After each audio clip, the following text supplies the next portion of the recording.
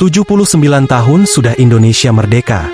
Selama itu pula, bangsa ini telah melewati berbagai peristiwa bersejarah. Subscribe, like dan komen sebelum melanjutkan menonton. Sayangnya, tak semua kejadian tersebut meninggalkan suka. Beberapa di antaranya menjadi kenangan kelam dalam sejarah tanah air, dan terutamanya masyarakat yang terdampak. Namun demikian, tidak hanya G30 SPKI yang masuk dalam daftar peristiwa kelam yang pernah terjadi di Nusantara. Sejumlah peristiwa berikut pun turut menjadi kenangan buruk bagi bangsa ini. Pertama, pemberontakan PKI Madiun. Terjadi pada 18 September 1948. Gerakan tersebut bertujuan membentuk negara Republik Indonesia Soviet dan mengganti dasar negara, yakni Pancasila, dengan komunisme. Adapun alasan yang melatar belakangi terjadinya peristiwa ini diantaranya, yakni kedekatan Amir Syarifuddin dengan tokoh PKI, MUSO, dan cita-citanya dalam menyebarkan ajaran komunisme di Indonesia. Jatuhnya kabinet Amir Syarifuddin akibat ditandatanganinya perjanjian Renville yang merugikan Indonesia. Program pengembalian 100.000 tentara menjadi rakyat biasa dengan alasan penghematan biaya. Untuk mengakhiri pemberontakan, Soekarno kala itu lantas memperlihatkan pengaruhnya dengan meminta rakyat memilih Soekarno-Hatta atau MUSO Amir. Di sisi lain, Panglima Besar Sudirman juga memerintahkan Kolonel Gatot Subroto di Jawa Tengah dan Kolonel Sungkono di Jawa Timur guna menjalankan operasi penumpasan dengan dibantu para santri. Kedua, kerusuhan Dili pada November 1991, sebuah delegasi yang terdiri dari anggota parlemen Portugal dan 12 orang wartawan dijadwalkan akan mengunjungi Timor Timur. Namun, rencana itu dibatalkan karena pemerintah Indonesia keberatan atas rencana kehadiran wartawan Australia yang mendukung gerakan kemerdekaan Fretilin, Jill Joliffe, sebagai anggota delegasi itu. Tak pelak, keputusan itu menyebabkan kekecewaan mahasiswa pro-kemerdekaan yang berusaha mengangkat isu-isu perjuangan di Timor Timur.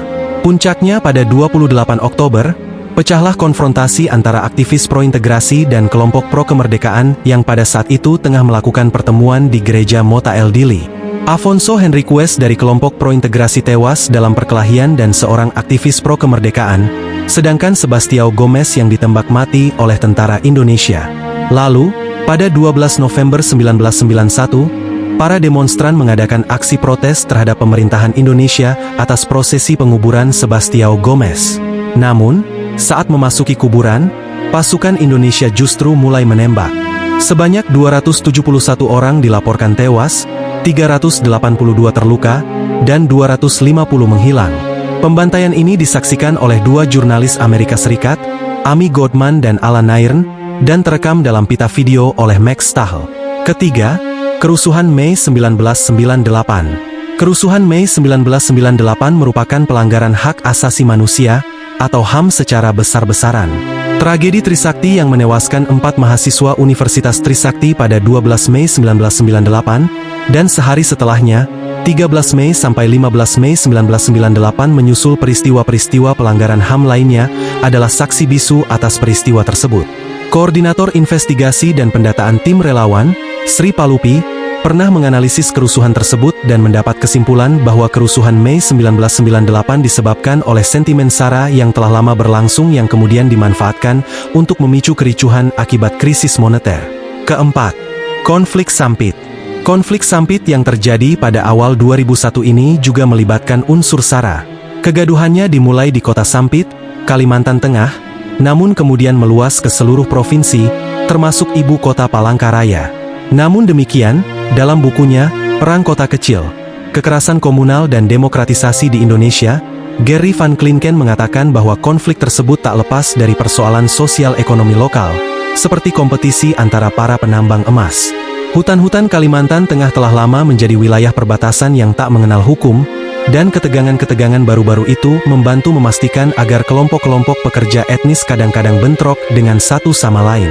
Kelima, kerusuhan di Ambon. Kerusuhan ini diawali oleh bentrokan antar warga di kota Ambon, Maluku, pada 11 dan 12 September 2001. Dua kelompok massa diketahui saling melempar batu, memblokir jalan, dan merusak kendaraan di sejumlah titik di Ambon, hingga mengakibatkan 7 orang tewas, lebih dari 65 orang luka-luka, dan ribuan orang mengungsi. Sementara itu, kerusuhan ini dipicu oleh kematian seorang tukang ojek yang melibatkan unsur SARA. Polisi mengatakan ia meninggal karena kecelakaan, tetapi berdasarkan jenis lukanya dan beberapa faktor lain, keluarga yakin ia dibunuh. Pesan-pesan SMS bahwa ia telah disiksa dan dibunuh pun ramai beredar.